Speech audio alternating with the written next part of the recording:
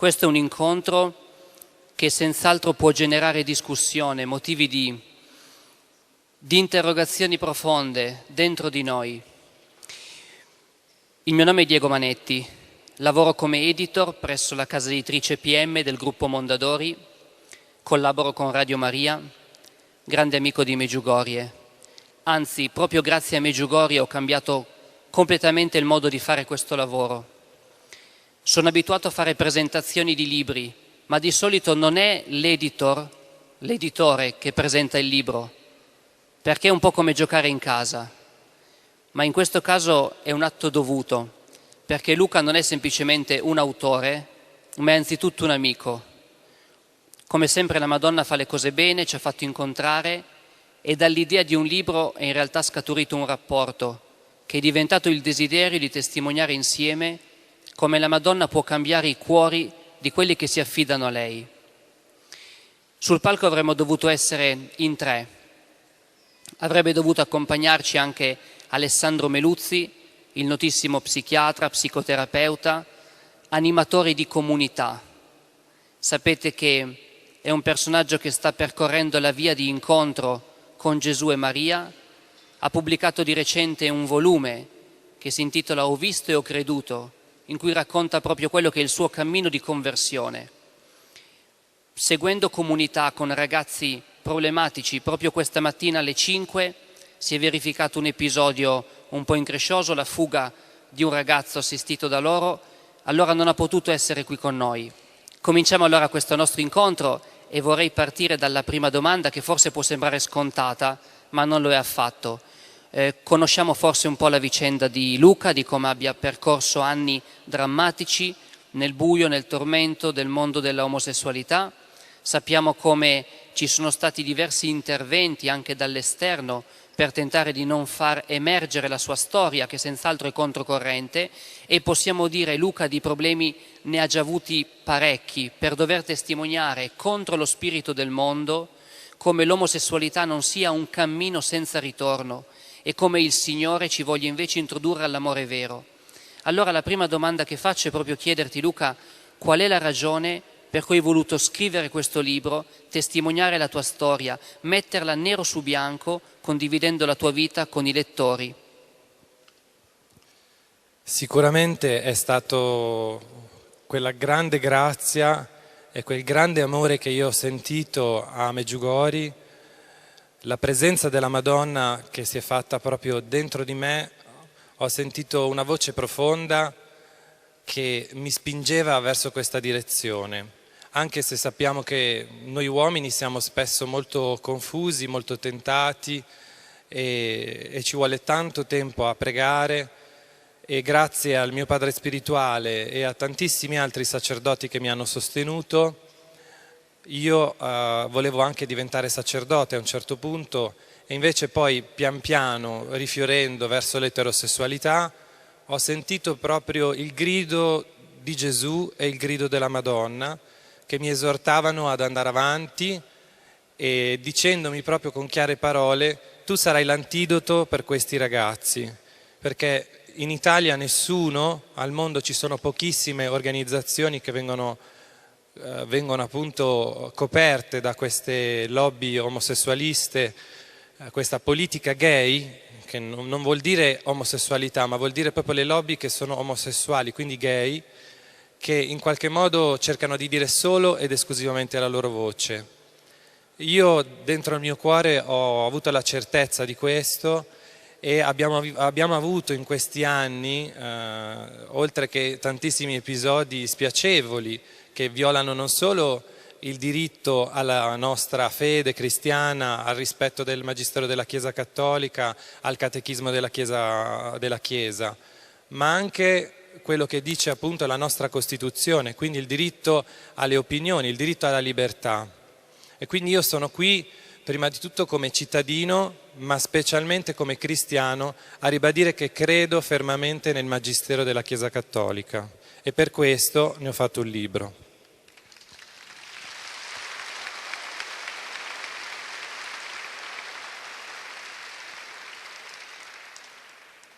Proprio in linea con quello che è il Magistero della Chiesa Cattolica, il tema dell'omosessualità è affrontato a partire da una tesi controcorrente, quella secondo cui non si nasce omosessuali, ma diventa un'esperienza che è frutto di alcuni condizionamenti ambientali, comportamentali e familiari. Allora io vorrei proprio chiederti, Luca, in sintesi, di tracciare un po' questo tuo percorso che ti ha condotto all'omosessualità. Quali esperienze hanno inciso in questo tuo cambiamento interiore così profondo?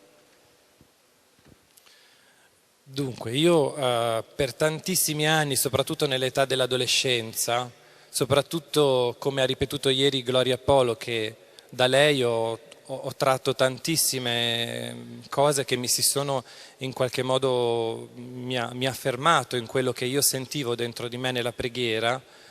E se alla base vediamo oggi lo sfaldamento proprio della società, della famiglia intesa come padre e madre, dal 68 in poi ci sono stati, appunto, come sappiamo, l'inserimento del divorzio, l'inserimento di tantissime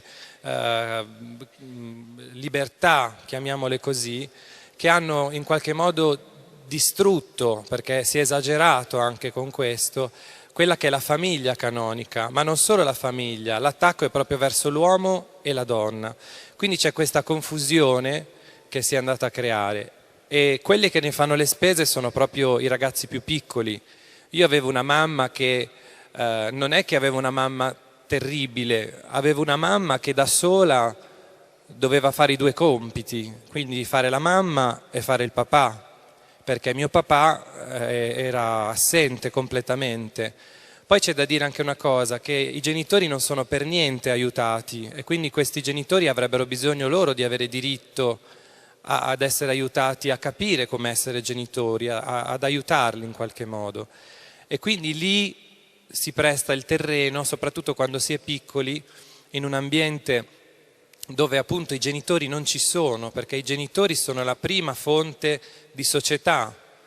Quindi a me non mi è stato potuto trasmettere, perché mia mamma cercava di fare il possibile, ma era una donna, quindi mi passava quello che era l'elemento femminile, quindi io mi medesimavo molto in mia mamma, ma non avevo riferimenti paterni. E così nella società sappiamo quanto oggi i media, la televisione e tutto il resto, insomma, i mezzi di comunicazione in qualche modo ti plasmano omosessuale. Gli stessi psicologi tendono a normalizzare questa omosessualità e quindi io sono arrivato a una certa età giovane, nel periodo appunto degli ormoni, confuso da quello che il mondo ti fa credere, ma non ho mai trovato nessuno che mi abbia invece esortato a dire no, tu sei maschio perché Dio ti ha fatto maschio e puoi pian piano imparare a diventare maschio. In questo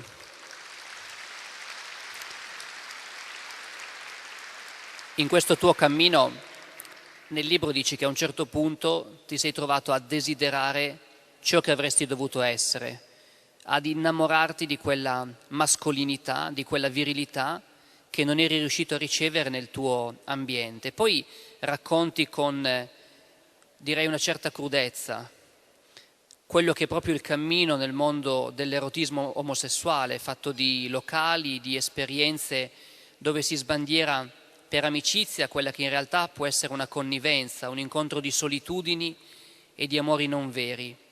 Racconti anche di come a un certo punto i tuoi migliori amici sono entrati nel baratro della malattia, dell'AIDS, e come la morte ha segnato questo tuo cammino. Io vorrei chiederti qual è stato il momento più difficile in questo tuo cammino nel buio? Qual è stato il momento in cui sei stato tentato di dire è finita, non ce la faccio più?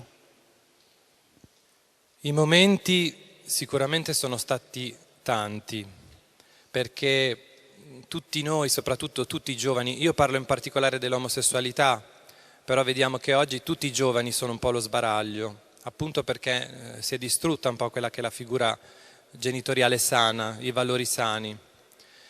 È successo che a un certo punto a 20 anni uno è inebriato dai colori, dalle discoteche, dai locali, da sentirsi comunque degli amici che ti stanno vicino e quindi il cosiddetto piacere, le maschere, in qualche modo ti sembra che ti servano, ma quando questo gioco diventa un circuito meccanico nel quale a un certo punto dentro di noi prevale quel desiderio che abbiamo avuto nel paradiso terrestre ancora prima di Adamo ed Eva, ci chiama a una costruzione di vita migliore, quindi a farsi una famiglia, al desiderio di essere padre, al desiderio di essere maschi. E il desiderio di essere maschi non è un qualcosa che è sganciato dalla propria psiche, perché io geneticamente sono un uomo, quindi il malessere veniva perché io recitavo in quell'ambiente, spinto appunto da questa ideologia omosessuale, a comportarmi come omosessuale. E quindi tutti quei comportamenti, essendo cresciuto così, mi hanno fatto vivere un po' da omosessuale anche che si muoveva anche con delle movenze femminili, ma questo dentro di te, anche se sembra una cosa divertente perché alla gente fa ridere, quando tu nella tua interiorità maschile, perché è biologica, torni a casa e ti senti veramente vuoto, perché l'uomo ha bisogno di esprimersi, l'uomo ha bisogno di creare, l'uomo ha bisogno di fare, l'uomo ha bisogno di essere autorevole, e quindi questo pian piano col tempo ha generato dei vuoti. Il vuoto più profondo, come mi ha chiesto Diego, è stato quando questa gaiezza a un certo punto cominciava a prendere una nota stonata e io ho cominciato a vedere questi miei amici che a 20 anni, nonostante questi grandi divertimenti del sabato sera, vedevo ragazzi che si perdevano nell'alcol, nelle pasticche e ancora peggio negli anni 90, quando io vivevo, all'apice della mia gioventù. Ho visto questi ragazzi che pian piano morivano di malattie terribili perché era il periodo dell'AIDS. E io credo che quando ho cominciato a star male per loro e fisicamente stavo male e andai in ospedale e mi diagnosticarono anche a me l'AIDS e vidi un ragazzo morire a 20 anni di infezioni varie, quindi che perdeva la vista, che perdeva l'uso delle gambe, pian piano distruggersi da quella bellezza che aveva, che lo faceva magari essere l'idolo della serata, come tanti ragazzi vedete in televisione che sono usati come idoli per vendere dei prodotti. Io vedevo il disfacimento del corpo di questi ragazzi a 20 anni e mi sentivo impotente. Quando mi hanno detto anche a me che mi ero ammalato, la mia coscienza in qualche modo mi chiamava alla realtà di questa vita. E quando mi hanno detto che ero ammalato e che quindi ero sieropositivo, a un certo punto ho avuto un crollo psicologico. E l'unico aiuto che mi davano le associazioni gay era quello di dire: tieni il preservativo, non ti preoccupare, tu tieni il preservativo, che il preservativo ti può preservare. Io sono andato in una crisi depressiva tremenda, chi soffre di crisi e attacchi di panico sa di cosa sto parlando, e non ho trovato rifugio da nessuna parte. Ho cercato nelle filosofie orientali, nel buddismo, in tutto quello che è la New Age, la moda, il lavoro, comprare le cose per sentirsi comodi, per sentirsi sicuri, perché non hai fiducia magari negli altri. Devo dire che l'unica cosa che mi ha aiutato, e quindi il momento in cui ho deciso di affrontare, è stato il Santo Rosario. E lì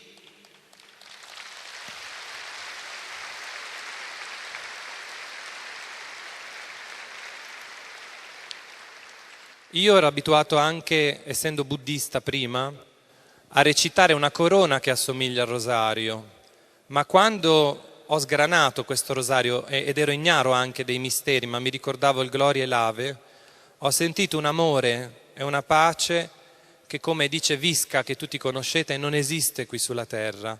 E lì ho avuto proprio la percezione che la mia malattia non era un castigo di Dio, ma era quello che io avevo vissuto. E come dice Sant'Agostino, perché io avevo ripreso a leggere la vita dei santi, Sant'Agostino dice in Felice Colpa che la disgrazia può sfociare in grazia, e quella è stata la mia grazia, perché io, grazie a questa malattia che mi ha potuto fermare a letto a riflettere, io finalmente ho potuto avere questa possibilità di fermarmi.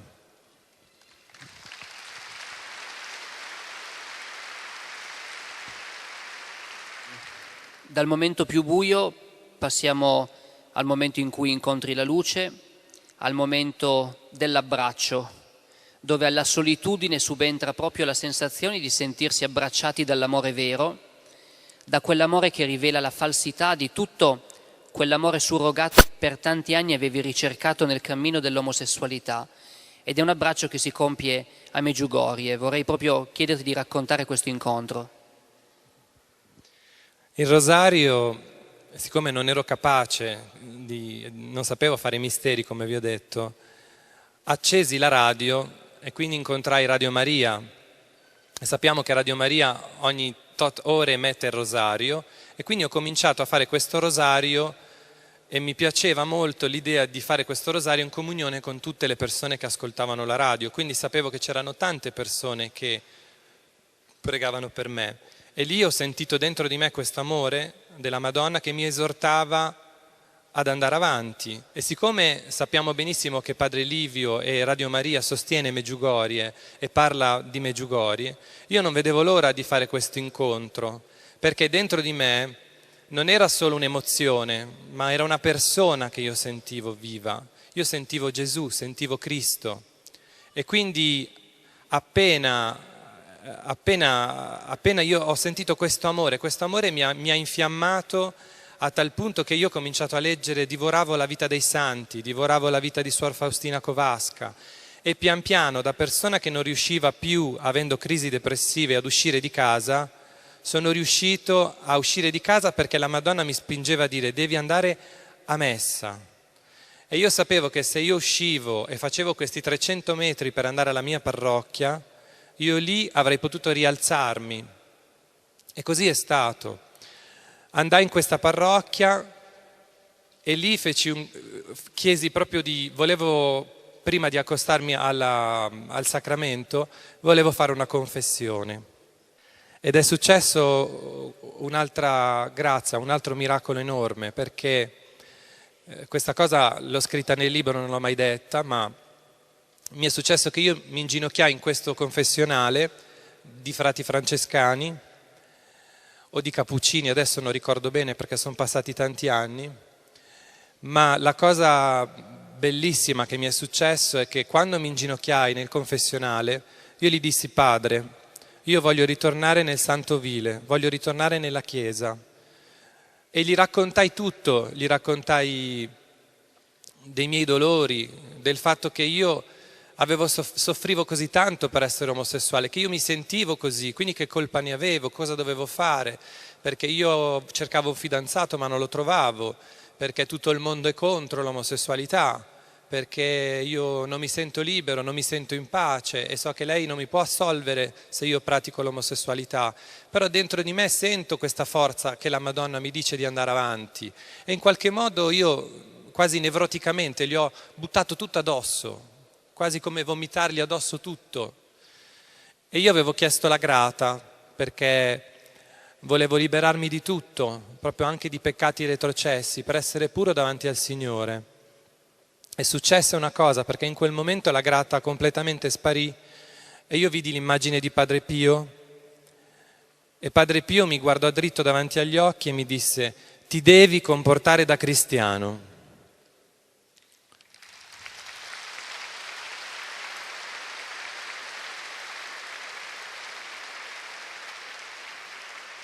Ma me lo disse con un tale amore,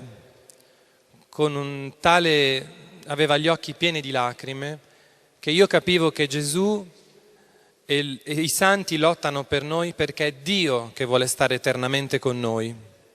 Quando tu senti questo amore potente, questo amore che è arrivato sulla croce per noi, tutto il resto non conta più. E quello che lui mi aveva detto non era per ferirmi, ma per rendermi sensibile e cosciente, perché io non ero cosciente di quello che facevo. Io giustificavo la mia vita omosessuale come tutto il mondo dice: siccome sentiamo questa cosa a livello interiore, allora siamo così. Invece lui mi esortava di dire: tu ti devi comportare da cristiano.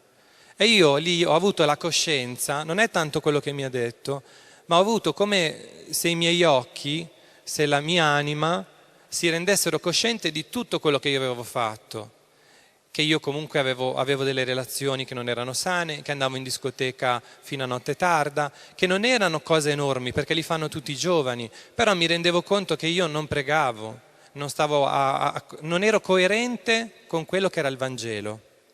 E lì lui ha avuto l'amore di indicarmi una via. Dopodiché io ho continuato a fare l'Eucaristia quotidiana e per grande grazia, perché io credo che così immediatamente non succede a tutti, le mie pulsioni omosessuali sono crollate. Quindi io, pensate, per 20 anni mi innamoravo degli uomini, ero attratto dagli uomini, anche in forma nevrotica, perché poi è una dipendenza, e in quel momento io non ho più provato, per qualche mese io non ho più provato queste emozioni. E quindi devo ringraziare Padre Pio e la Madonna.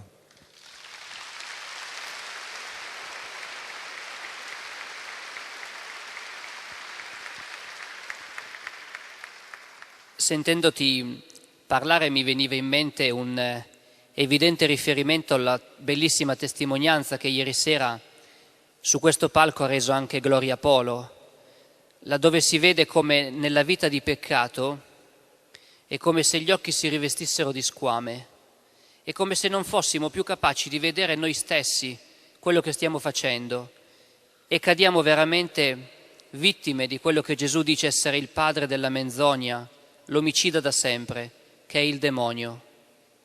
Sentendoti parlare dell'abbraccio con l'amore misericordioso di Gesù a Medjugorje, di questo incontro con Padre Pio nel confessionale, si vede come è una dinamica spirituale quella che sta sotto il mondo dell'omosessualità, quella che sta dietro a ogni scelta di vita che conduce nel tunnel dell'errore e del peccato.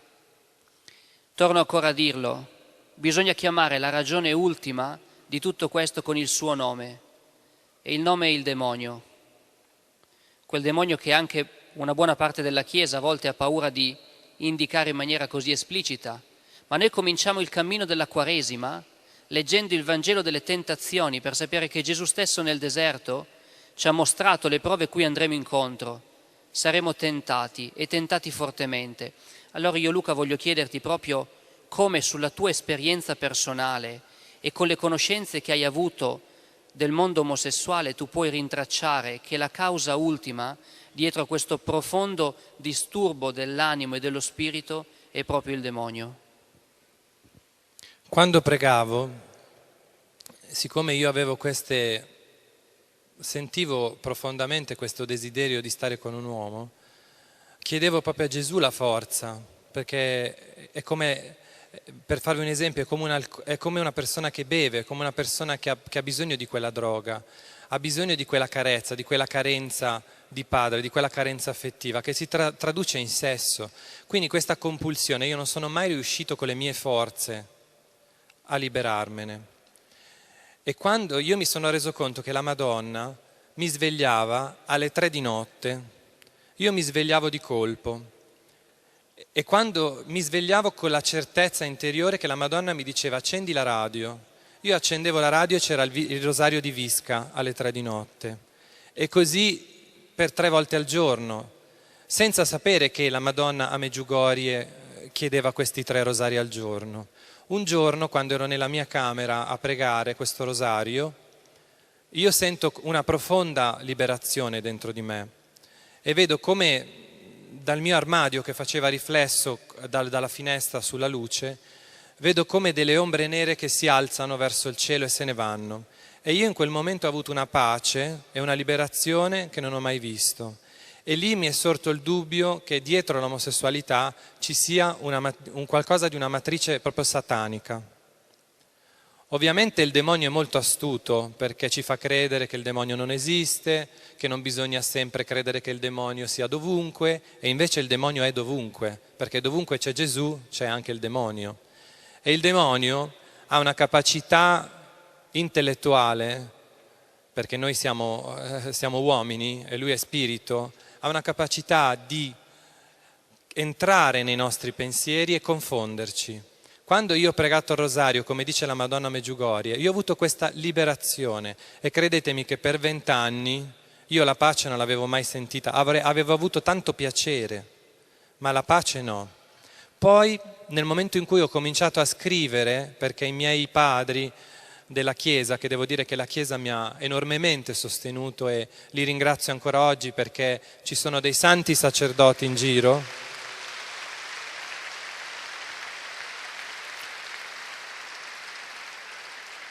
e bisogna pregare per loro perché Satana vuole distruggere i preti e la Chiesa. Io ricordo che quando ho cominciato a vedere se questa cosa era una mia allucinazione, chiamiamola così, una cosa reale, mi ricordavo che quando io andavo in questi locali omosessuali, io vedevo i locali che avevano tutti dei nomi satanici. E quindi nel mio libro ho raccontato tutto quello che ho visto, ma non solo quello che ho visto, perché altrimenti gli omosessuali, quindi l'Arcigay e le organizzazioni internazionali omosessuali potrebbero dire che è una cosa che dico io. Allora io cosa ho fatto? Ho preso delle prove, quindi delle evidenze reali, quindi ho preso i loro siti, i loro documenti e ho fatto un elenco, una ricerca accurata di che cos'è che muove esattamente il mondo omosessuale. Ci sono delle discoteche che si chiamano per esempio Pape Satan, quindi Padre Satana. La stessa bandiera degli omosessuali, che è la bandiera della pace, molti non lo sanno, ma è una bandiera satanica fatta da una maga che vuole sovvertire l'ordine naturale. Infatti quei colori che simboleggiano l'arcobaleno che Dio diede dopo il diluvio universale a Mosè sono completamente rovesciati. Poi ci sono tantissime cose che io ho scritto in questo libro, perché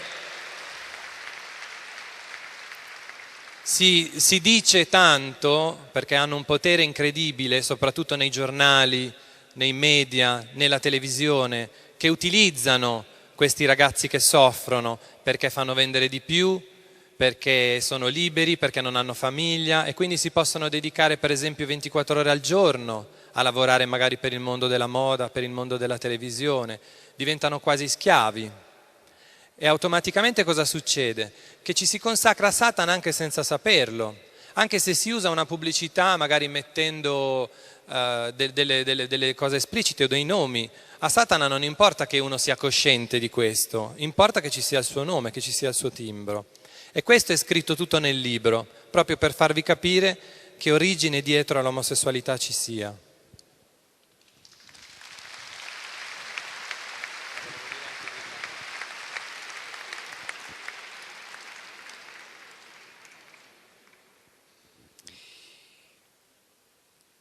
Abbiamo parlato di luci e di ombre.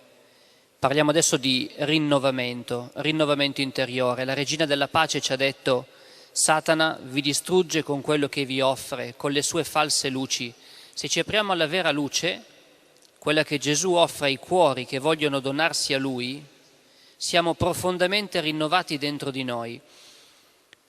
Io vedo, Luca, che la tua vita è cambiata profondamente, hai avuto la grazia di incontrare Terry sulla tua strada, oggi sei sposato e oggi sei una persona felice.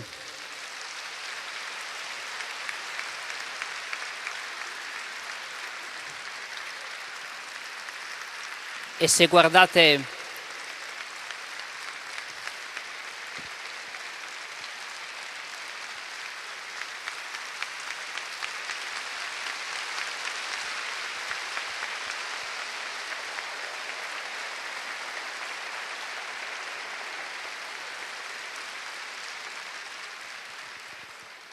quando vi dicono che nell'amore omosessuale si può trovare la felicità, io vi dico: guardate gli occhi delle persone, gli occhi sono lo specchio dell'anima. Se guardate gli occhi di queste due persone che sono accanto a me, potete capire quanto il Signore sa trasformare nel profondo l'anima di quelli che si affidano a Lui, e potete vedere quale sia l'amore vero e quale sia invece un semplice surrogato. Allora, con questa volontà di rinnovare profondamente te stesso, tu hai cambiato lo sguardo sulla realtà intorno a te. Io credo che l'accusa che si sente più spesso ripetere è che chi denuncia l'omosessualità come un peccato non saprebbe avere carità nei confronti degli omosessuali. Questa è una menzogna. Dobbiamo avere il coraggio di stare con la verità del Magistero della Chiesa Cattolica, con quella che è la rivelazione portata da Gesù Cristo, con quello che ancora oggi la Regina della Pace ci dice continuamente: l'omosessualità è un peccato, ma noi, seguendo l'esempio di Gesù, abbracciamo i peccatori, guardiamo con amore gli omosessuali, accogliamo con carità tutte le loro infermità, tutti i loro limiti, tutti i loro problemi. Io vorrei chiederti, Luca, a questo proposito, di raccontarci com'è oggi il tuo rapporto con questo mondo che hai lasciato e di raccontarci poi anche in breve un frutto che la Madonna ha fatto nascere sul tuo cammino di conversione, che è il gruppo Lot, che proprio a questo mondo è dedicato. Allora, ovviamente io per alcuni, diciamo, gay sono considerato un traditore, però io so che sono persone ferite, noi tutti i giorni preghiamo per loro, li mettiamo nel calice di Gesù, perché non ce l'abbiamo con la persona, ce l'abbiamo con i comportamenti, che è una cosa diversa. Noi siamo l'esempio che c'è la possibilità di essere felici come Dio ha voluto, quindi la vera immagine di Dio è maschio e femmina, li creò. Noi ci crediamo profondamente. Voglio anche dire che comunque non siamo qua a imporre niente a nessuno, noi siamo qui a dire la nostra come cattolici, ma anche nel mondo laico siamo qui per difendere una libertà, perché la stessa Organizzazione Mondiale della Sanità dice che appunto le persone, se non trovano nella propria vita omosessuale questa felicità, questa sintonia, possono richiedere una terapia alternativa. Questo oggi nel nostro paese, ed è questa la denuncia che noi facciamo, non viene fatta. L'ordine degli psicologi se ne frega altamente di questi ragazzi che invece vogliono cambiare, che vogliono chiedere aiuto in questa direzione.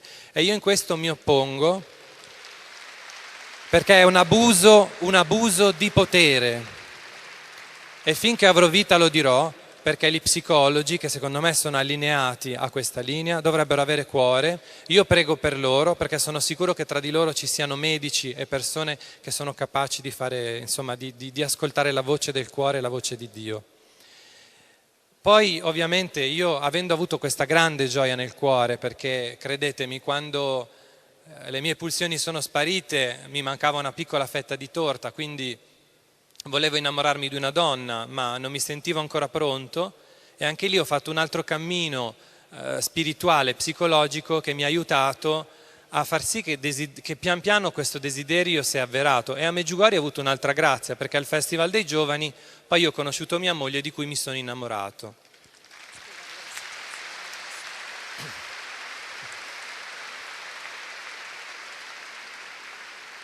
Quindi 2 anni di fidanzamento e 3 anni di matrimonio felice.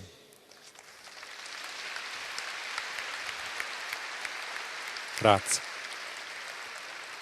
Non potevamo tenerci egoisticamente per noi, anche se magari desideravamo avere la nostra casetta con i nostri figli e tutto quanto, ma i ragazzi, soprattutto quelli più giovani, le famiglie, hanno cominciato a scriverci, hanno cominciato a chiedere aiuto. Io sono, diciamo, quello più che ha voluto in qualche modo mettersi sul palcoscenico a raccontare, però credetemi, ci sono tantissimi ragazzi sparsi per l'Italia che non li aiuta nessuno, e noi abbiamo creato questa associazione Onlus, che è membra dell'ADIM, quindi della Alleanza della Divina Misericordia, e quindi vuole aiutare questi ragazzi ad uscire da questa condizione, e facciamo un'enorme fatica, ma noi per dimostrare che è un qualcosa voluta dalla Madonna abbiamo scelto di vivere di provvidenza. Quindi tutte e due abbiamo lasciato i nostri lavori, abbiamo messo questo in preghiera e in obbedienza al nostro Padre spirituale, e la Madonna non ci ha mai fatto mancare niente. È ovvio che però abbiamo bisogno del vostro sostegno, per quello abbiamo realizzato dei materiali, abbiamo realizzato dei giornalini che potete trovare con un'offerta al nostro stand, ho realizzato questo libro, e io, ecco, vi prego, proprio perché è una battaglia culturale, perché non si sa niente di queste cose. Grazie.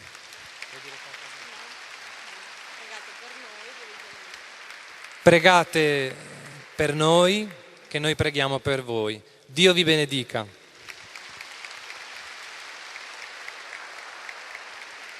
E ringrazio l'associazione Medjugorje Como che in tutti questi anni ci ha sempre sostenuto, in particolarmente Sabino. Grazie Sabino. Grazie, Padre.